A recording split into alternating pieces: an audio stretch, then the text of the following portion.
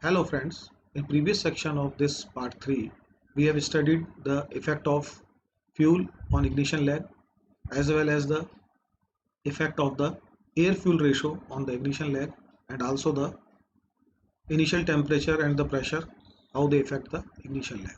In this section of part 3, we will study the effect of electrode gap on ignition lag and the turbulence on the ignition lag. Now effect of electrode gap on ignition lag. Basically electrode gap does not produce any effect on ignition lag duration, but point of view the establishment of the nucleus of flame, it is very important point to be considered.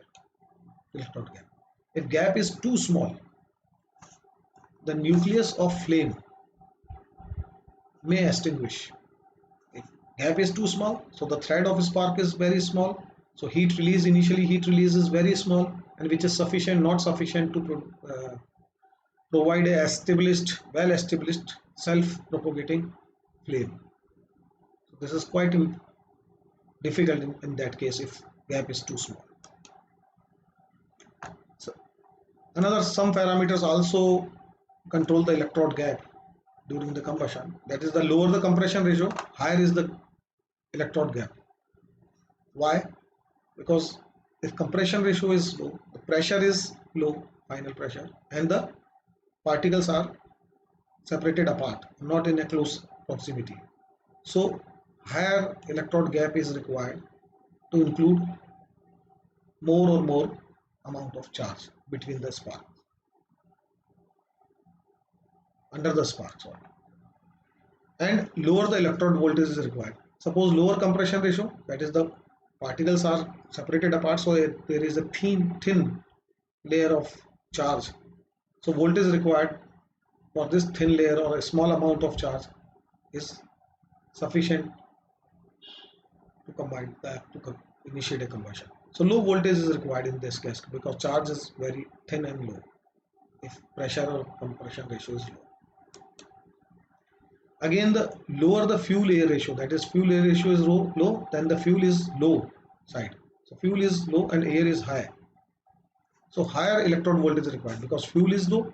So a higher electrode voltage is required because temperature is low. So electrode voltage required is higher. Now this relationship represented by this two comparisons. The compression ratio, if compression ratio pressure or almost it is equivalent to the load, because increasing the load always increases the pressure in the combustion chamber. This is all, pressure is directly related to the load. As the load increases, especially in the SI engine, so when load is increases, pressure also increases. So compression ratio, pressure, all the pressure values, if we reduce the compression ratio, reduce the load, or eventually reduce the pressure, the electrode gap which is required is high because compression ratio is low or pressure is low. So higher electrode gap is required. Same compression ratio, pressure or load with relation to the electrode voltage. If load, pressure or compression ratio is increased, the electrode voltage also increases, required electrode voltage also increases. Again, fuel air ratio is reduced, that is the lean air fuel ratio, then what happens? The electrode voltage required is again high because it is a lean air fuel ratio. So this is the relationship of different parameter. Let's understand some other aspects of this electrode gap relationship with the compression ratio and the fuel air ratio. This is a graph for different compression ratios, that is the 5 compression ratio graph, this is 6 compression ratio graph, this is 8, and this is 10 compression.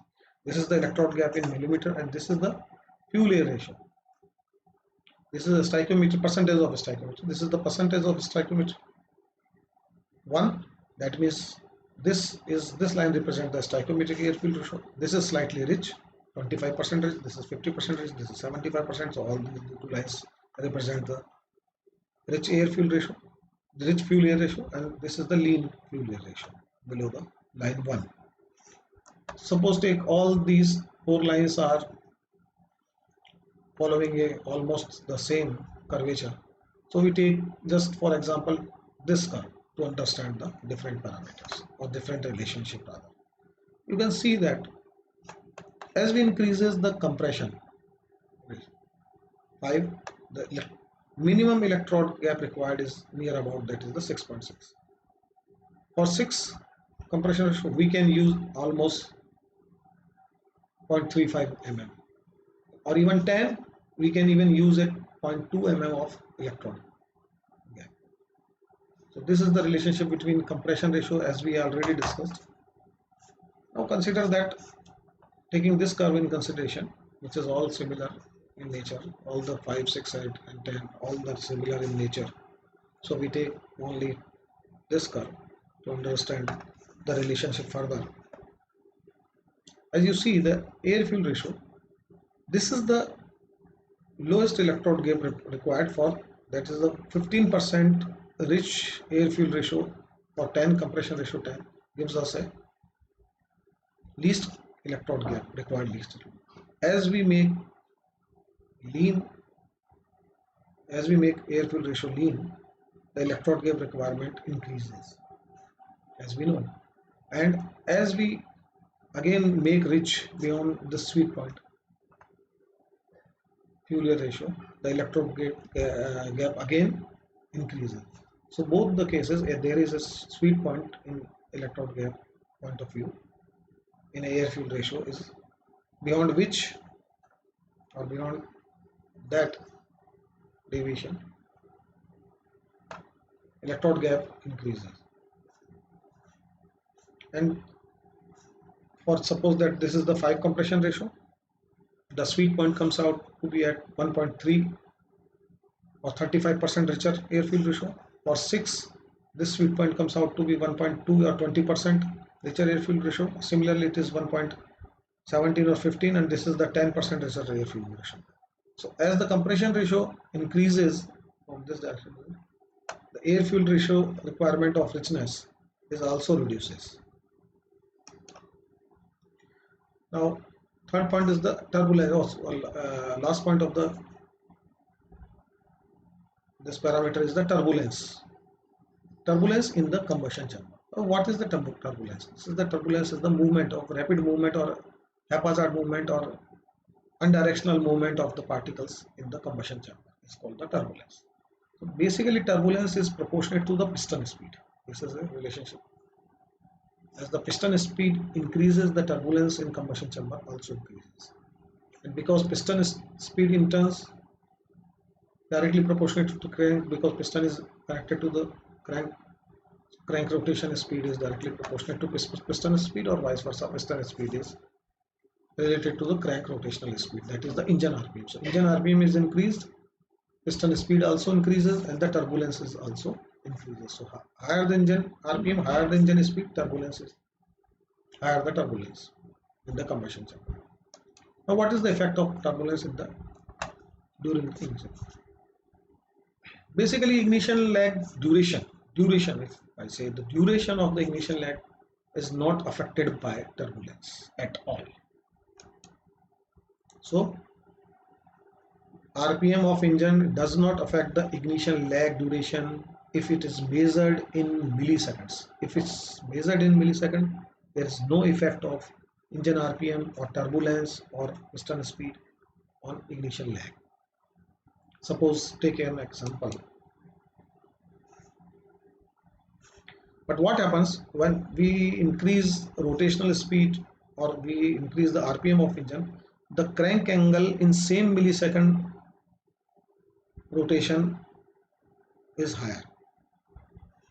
So this increases the rotational crank angle for the same milliseconds.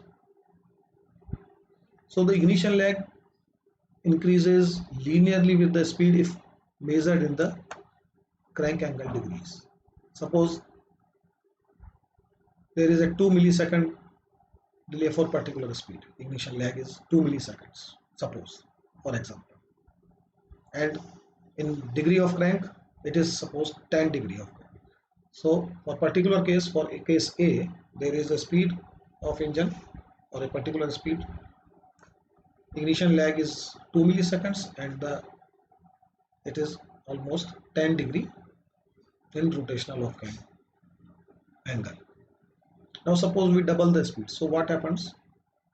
The crank RPM also increases, but ignition lag doesn't depend upon the speed, so ignition lag will be same in this B case to be 2 milliseconds. But during this 2 milliseconds, crank will rotate 10 multiplied by 2, that is that because speed is double, 20 degree. So in first case, A case, the ignition lag is 2 milliseconds. In second case, B case, also ignition lag is 2 milliseconds, but in degree, because engine is revolving slowly in A case, so it is 10 degree. Ignition lag in degree is 10, and ignition lag in degree in case B is 20. So ignition lag is increased in the, if it is measured in the degree of crank rotations with the speed, increase in the speed.